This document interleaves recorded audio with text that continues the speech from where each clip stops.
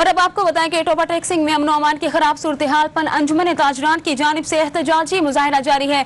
मजीद तफसीलात जानते हैं ब्यूरो चीफ टोबा टैक्सिंग रेहान गुल से। जी रेहान गुल, तफसीलात से आगाह कीजिए।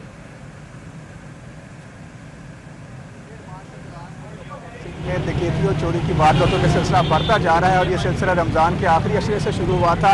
इस दौरान शहर के जो मुख्तलिफ इलाके हैं जिसमें हाउसिंग कॉलोनी और जो मेन बाज़ार है वहाँ पर भी चोरी और डकैती की वारदातें हुई और गुज़श्ता 3 दिन पहले ही मुसलसल 2 दिन जो है चोरी की 2 वारदातें हुई जिनमें 5 दुकानों को लूट लिया गया, जिस पर अंजुमन ताजरा की जानिब से आज एहतजाजी मुजाहरा किया जा रहा है और शहर का जो मरकजी चौक है शहबाज चौक वहाँ पर धरना दिया गया है। मेरे साथ इस वक्त अंजुमन ताजरा के सदर फयाज अहमद फैजी मौजूद हैं, उनसे बात करते हैं। फयाज साहब, मुसलसल ये वारदातें हो रही हैं गुज़श्ता काफ़ी दिनों से और ये सिलसिला रुकता नज़र नहीं आ रहा। लगता है ऐसे ही है कि जैसे जो शहर जो है वो डाकुओं के मार्च का बनता जा रहा है। पुलिस अपने काम किस तरह कर रही है और अंजुमन ताजरा का आइंदा इस पर क्या अमल होगा, क्या कहेंगे? बिस्मिल्लाहिर्रहमानिर्रहीम। जैसा कि परसों प्रेस कॉन्फ्रेंस में हम लोगों ने ये बात बताई थी कि इंतज़ामिया इस मामले में बिल्कुल दिलचस्पी नहीं ले रही, ना अभी तक वो राब्ता हमारे साथ हुआ जो होना चाहिए था। उस सिलसिले में हमने परसों कह दिया था कि प्रेस कॉन्फ्रेंस में कि कोई भी मामला हुआ तो इंतज़ामिया हमारे साथ राब्ता करे और हमें यकीन दहानी दिलाए। लेकिन बढ़ती हुई वारदातें, हैरानी इस बात की है कि पहले रात को होती है, हमने गार्ड रखे हैं रात को, अब दिन को भी शुरू हो गई है। मेरे घर में दिन 1 बजे डकैती हुई है। बाजार चल रहा है, कारोबार चल रहा है लोगों का, गलियों मोहल्लों में लोग आ जा रहे हैं और कोई गश्त नहीं है। पिछले तकरीबन 6 माह से या 1 साल से हम देख रहे हैं किसी किस्म का पुलिस का कोई गश्त किसी साइड से हमें नज़र नहीं आ रहा, ना रात को ना दिन को। पहले जराइम पेशा अफराद से पूछताछ होती थी, कभी नाकों पर कभी किसी और जगह पर, लेकिन अब वो दंदनाते फिर रहे हैं। रातों को आप चेक कर लें, यहाँ मोटरसाइकिलों पे आपको लोग मिलेंगे, उनमें से 10% जो हैं लोग उनके पास आपको रिवॉल्वर या पिस्टल मिलेंगे, किसी किस्म की वो नहीं है। इसके बाद इन्होंने फॉरेंसिक रिपोर्ट बनाई है। फॉरेंसिक रिपोर्ट में उन्होंने कहा था जी हमें कुछ मिला ही नहीं है। दरपर्दा हमें बता गए जी हमारी तो फॉरेंसिक रिपोर्ट की जो है वो तो मशीनरी ख़राब है, जो शायद कल या परसों ठीक हुई है।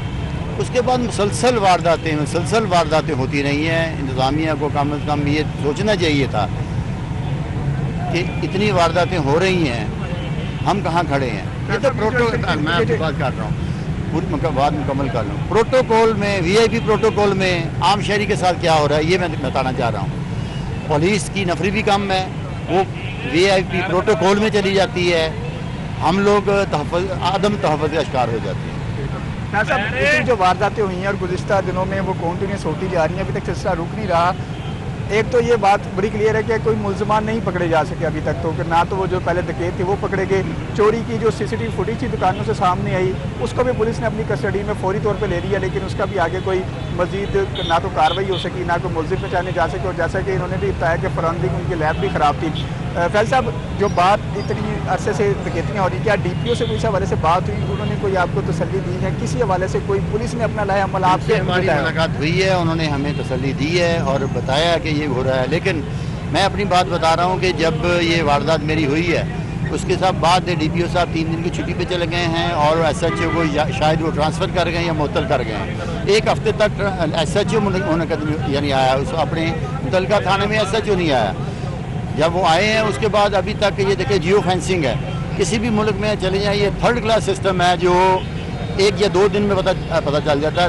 थर्ड क्लास से 3rd क्लास मुल्क में पता चल जाता है। हमारे अभी मेरी उसकी जो वारदात है 16 दिन हो गए हैं, अभी तक जियो फेंसिंग का नहीं आया कि वो पता चल जाए कि काले कहाँ उन्होंने की हैं, कैसे की हैं। अभी पेशरफ्त ये नहीं हुई, यके बाद दीगरे इतनी डकैतियाँ हो गई हैं, उनका क्या बनेगा। जो मेन मेरे घर में डकैती हुई है, सबसे बड़ी वारदात हुई है, 35 लाख रुपए का सोना और वो ले गए हैं, यानी नकदी ले गए, वेपन ले गए हैं।